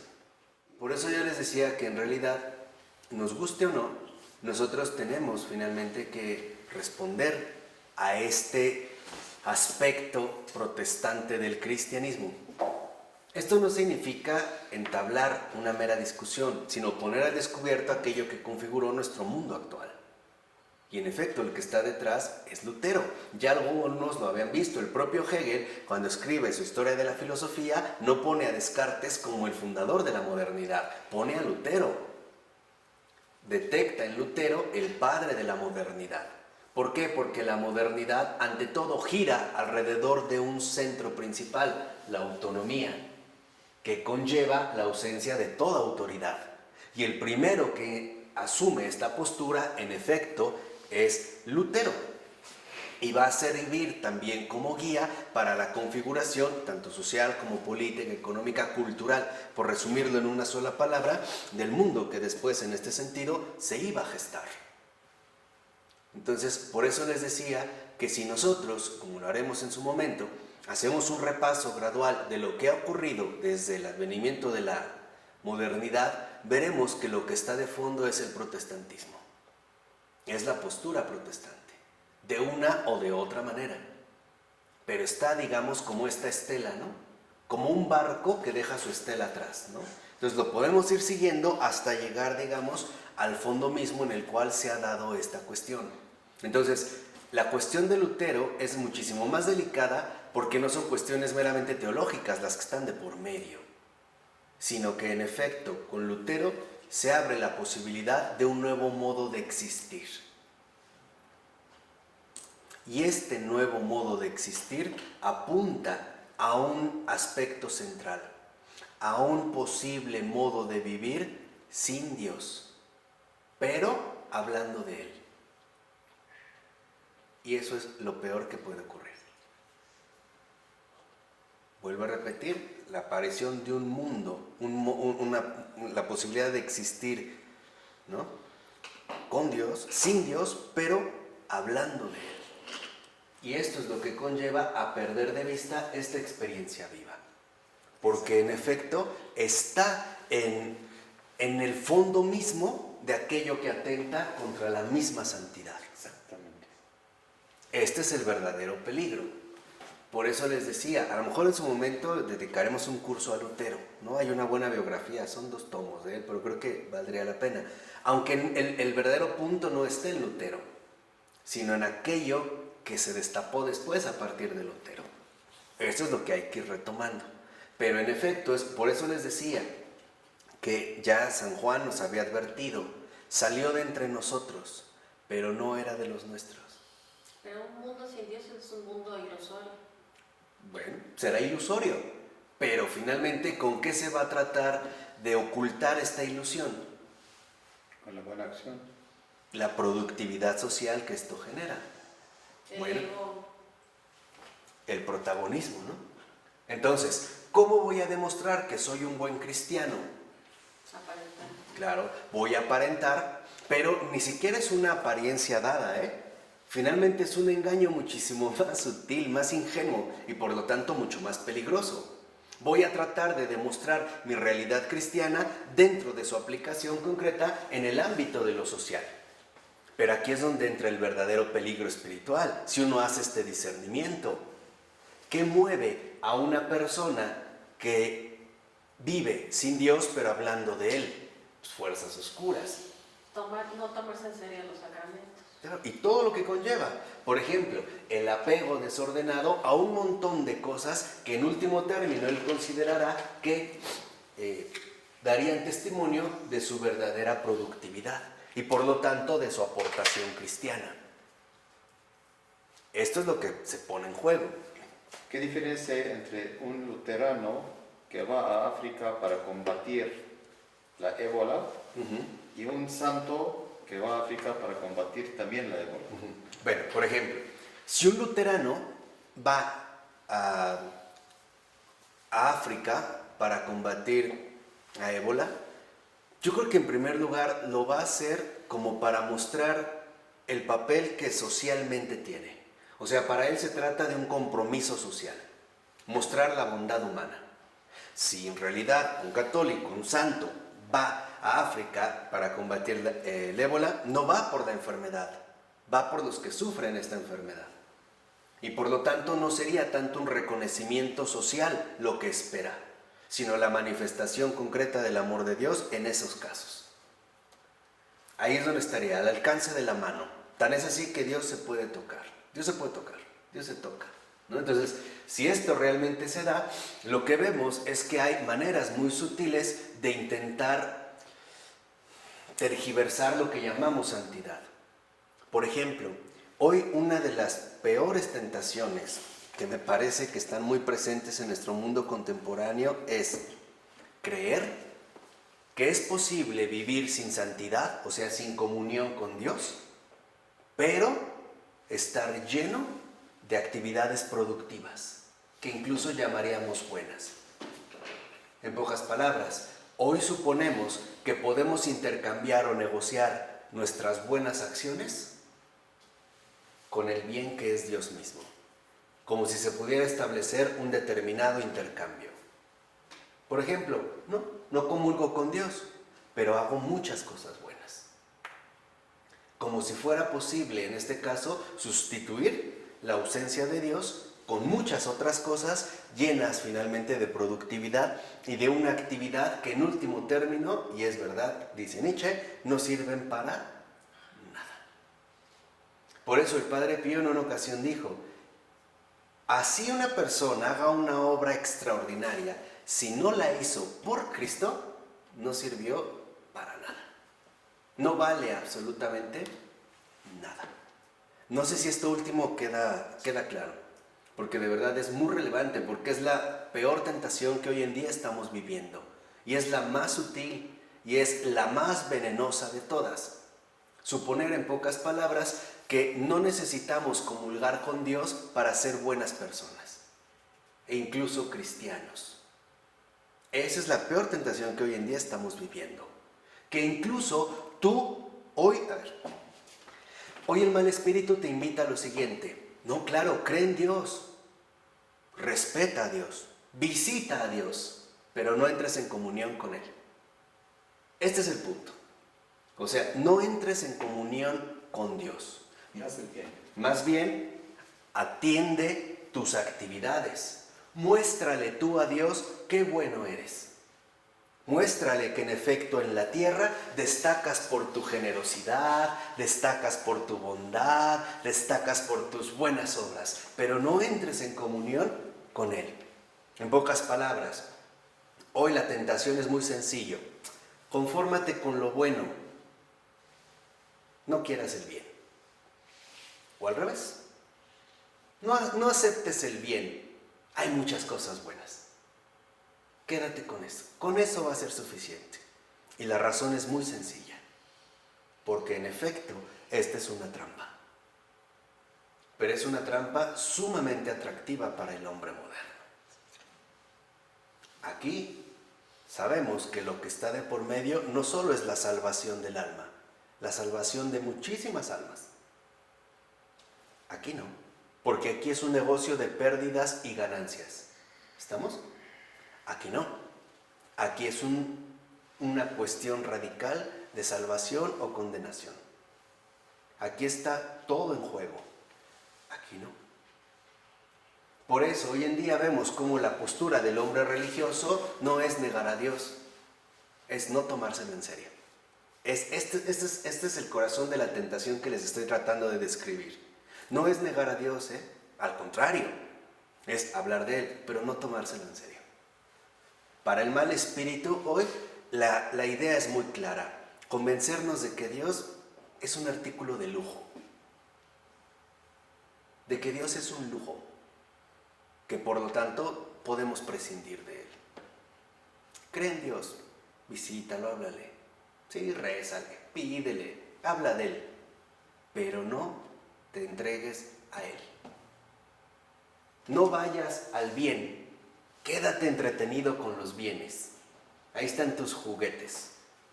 Al final, únicamente te vas a dar cuenta. Trabajaste para nada. Que el Señor nos libre de esto. En nombre del Padre, del Hijo y del Espíritu Santo. Amén. Pues buenas noches.